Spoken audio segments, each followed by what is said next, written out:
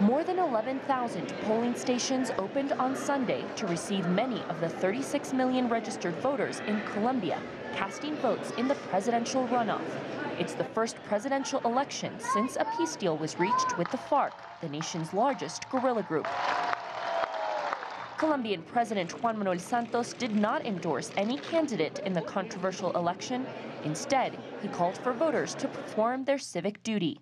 Yo espero que el día de hoy todos los colombianos salgan a votar. I hope all Colombians go out and vote today to strengthen our democracy. The democracy is what guarantees rights and liberty of all people and every citizen. And the stronger it is, the better chance it will have to guarantee rights. And so voting is important. Por eso el voto es tan importante. The election was a face-off between starkly different candidates. Leading right-wing candidate Iván Duque, considered a business-friendly advocate, has promised to modify the peace accord signed with the demobilized FARC guerrilla group in 2016.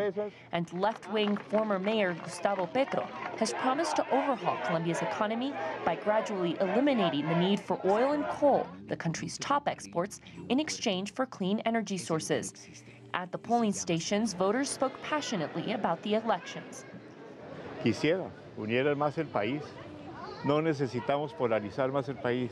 I think this country needs a president to reconcile everyone. I think these elections have been too confrontative and are dangerous for Colombia. I think this is a moment that we all need to be in agreement on, a president that can help unite us.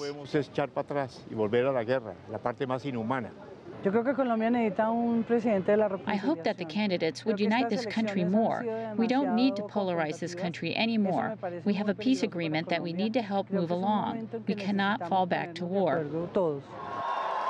In the first round last month, Duque came in first with 39% of the vote, followed by Gustavo Petro with 25%.